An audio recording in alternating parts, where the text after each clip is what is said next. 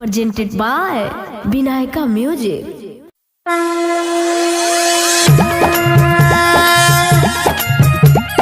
हरी साला आई बाबा तोहर दुआर DJ Kanchan Raj.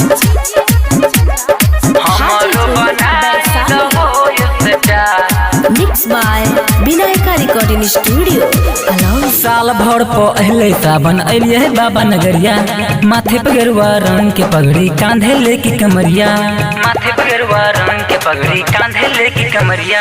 साल भर पहले सावन अलिए बाबा नगरिया, माथे पे गेरुआ रंग के पगड़ी कांधे लेके कमरिया। बाबा यार जिछे एगो तनी सुनीला हमारो बनाई दहो स्टार, हमरो बनाई दहो स्टार, हमरो बनाई दहो स्टार।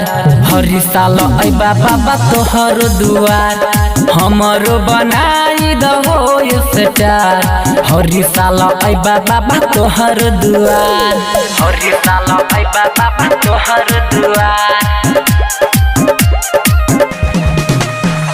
हमरो बनाई दहो स्टार, हरी साला आई बाबा तोहर दुआर। तोरा सिवा हमरा बाबा हो, नई छै कहो ई सहारा हो। नई छै कहो ई सहारा हो, केकरा बताइए दुख बा यहाँ अखिया से बहे छै धारा हो। तू ही छो हो भोले बाबा, तू ही शिव शक्ति, खाली ना लौटे छै जीवी करे तोहर भक्ति। बाबा सब के सुने छ सुना हमारो पुकार, हमारो बनाई दहो स्टार, हमरो बनाई दहो स्टार, हमारो बनाई दहो स्टार। हर साल आई बाबा तोहर दुआर, हमारो बनाई दहो स्टार।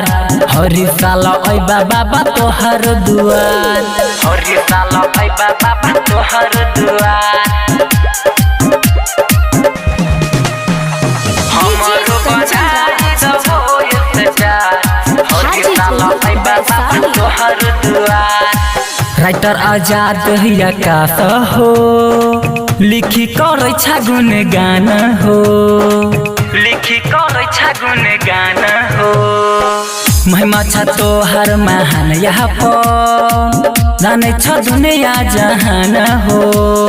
रास्ता पैरा सगरो लागे बोल बम के नारा, लल्हा सा पूरा दा बाबा अबा फिर दोबारा। रोहित निराला करे छ बाबा तोहर गुहार, हमरो बनाई दहो स्टार, हमरो बनाई दहो स्टार, हमरो बनाई दहो स्टार।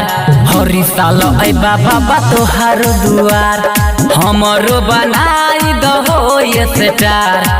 हरी साल आई बाबा तोहर दुआर, तोहर दुआर।